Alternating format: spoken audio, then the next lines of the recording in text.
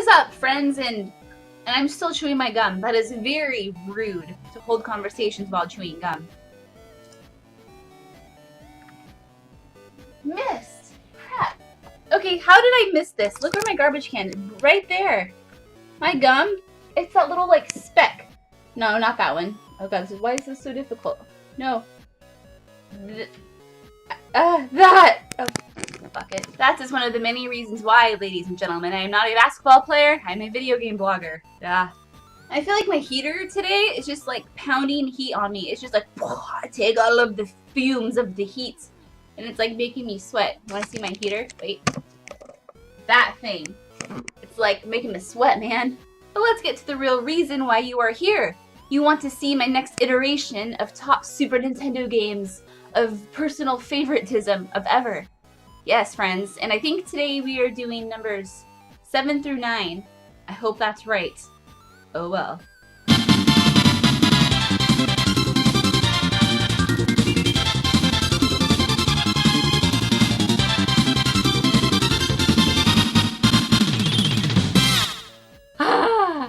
Man, I have not played Kirby Super Star in so long.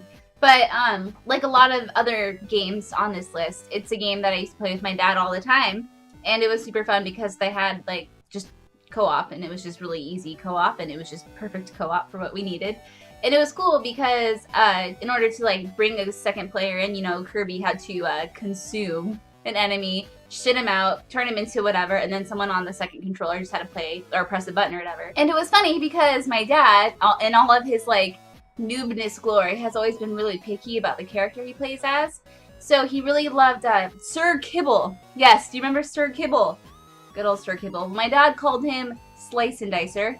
So it was always like, Britt, I don't want the, God, what was the one? The one with the big eye, I can't remember, and it had like the wand and it shot little like magic. Not ringing a bell, I wonder why.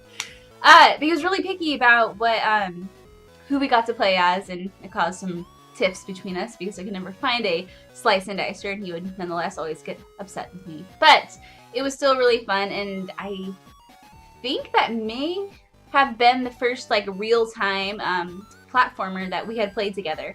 You know, like Donkey Kong and Mario was always like, okay, one player goes, and then the next player goes. But this was like the first time that we actually like played together, and it was really, really fun. Because he was really bad and it was really entertaining. Sorry, Dad. Oh, Waddle Doo? Was that the name of the?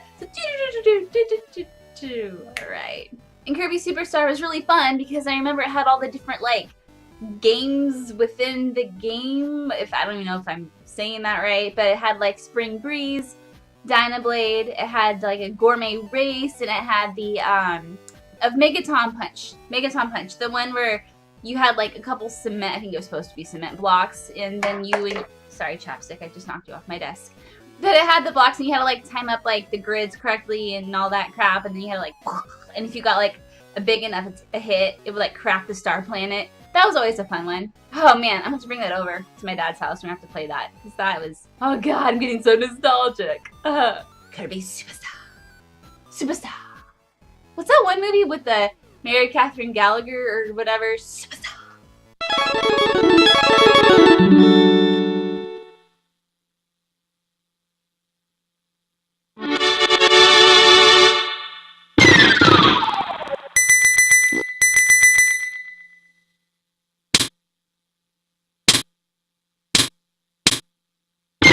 Goof Troop.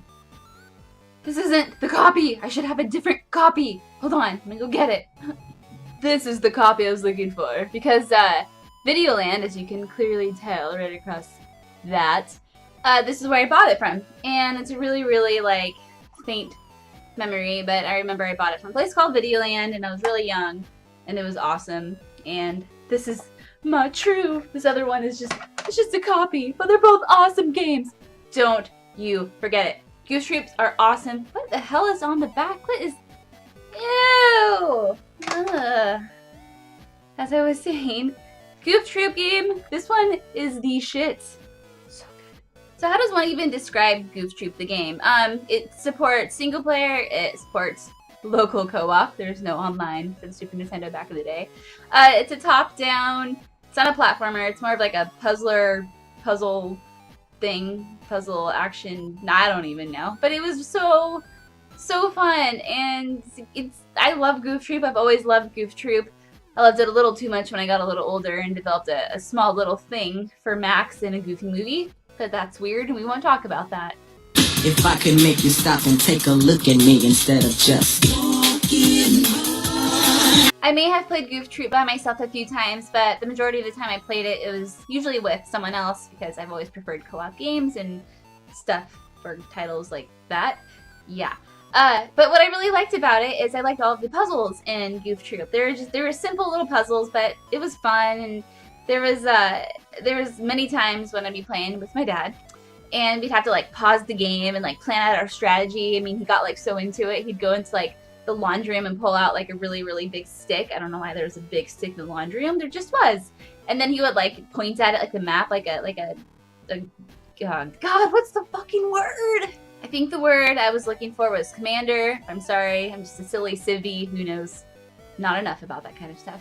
Anyway, so these puzzles would require you to kick blocks in certain like ways, and you'd have to get the blocks in these like pre-designated slots.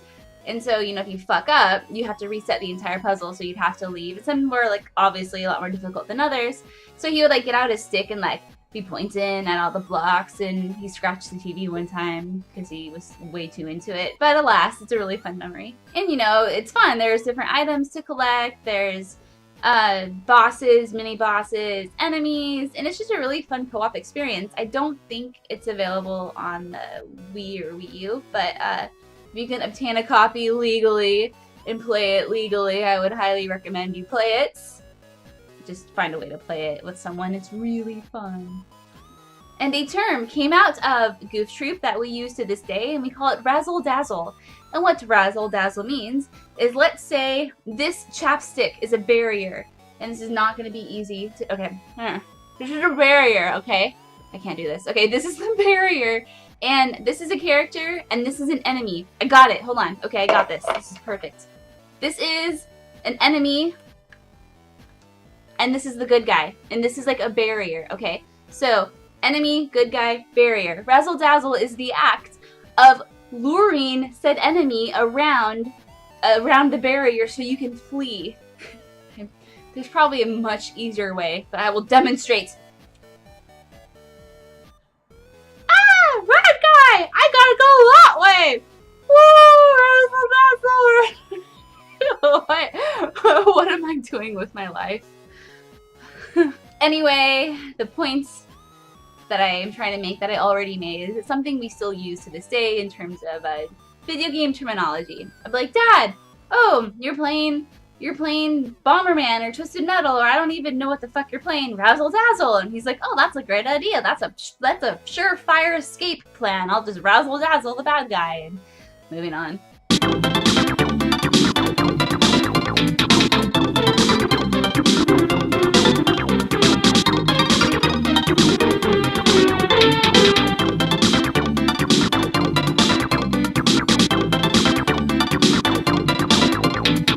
Mario Kart! Vroom vroom! So Mario Kart is on this list solely because of its catchy fucking music. I'm kidding. So yeah, Mario Kart in general, the series, is the only racing games I've really ever been able to get into.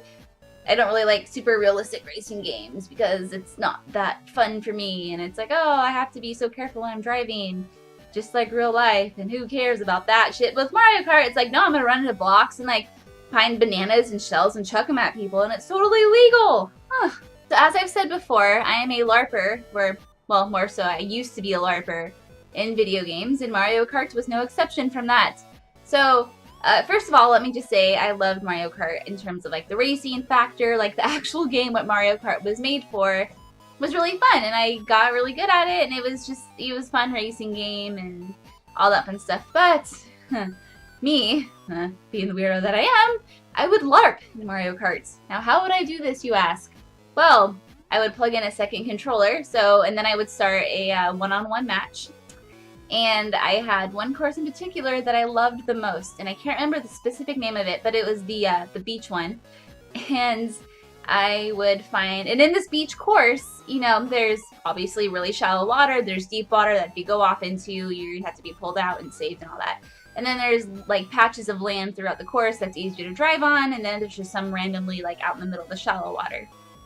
So I would take a character and I would flip them around and go the wrong way. So by going the wrong way, I could do as many laps around the course as I wanted without like actually completing the course, which means I could just play forever and ever and ever. Unfortunately, I always had to deal with a little annoying like, hey, you're going the wrong way, like X mark, like, ah, you're going the wrong way, turn around, you fool. That was kind of annoying, but there's a small price I paid to LARP in Mario Kart. So knowing that, I would, like I said, take a character, start driving around the wrong way, find a patch of land, and put that character on said patch of land, and that was his home, and he was safe there, because the deep water was gonna come, but as long as he stayed on that patch of land, he was safe. And then the other character would like find a much bigger, and then of course this character is also controlled by me with the second controller. This other character would find a super big patch of land, and that was like his mansion. And he was always like inviting his friend who lived on the small patch, the friend being player one, also me, to come over and play on his big mansion-y patch, and they would never do it, and they fought, and this is a real thing that happened in my life. Like, not like outside of video games, but it's a thing that I did with my life that included video games. I LARPed in Mario Kart about patches of land among water and characters that lived on them. I can't deny how much pleasure it brought me back in the day, so that is why it is on this list. Don't quite understand it now, but back then it apparently meant something. Well, that'll do it for this. I don't know what is that voice I go to. I don't even know if it's like a real accent. It's like some weird like Australian / like Chihuahua mix. It's not a good one at all. Well, that'll do it for this week's video. Thank you so much for watching, and I will have the next one out soon. Hopefully. No, there's another weird accent. I don't even know where they come from. Have a swell day, friends, and I will talk to you later.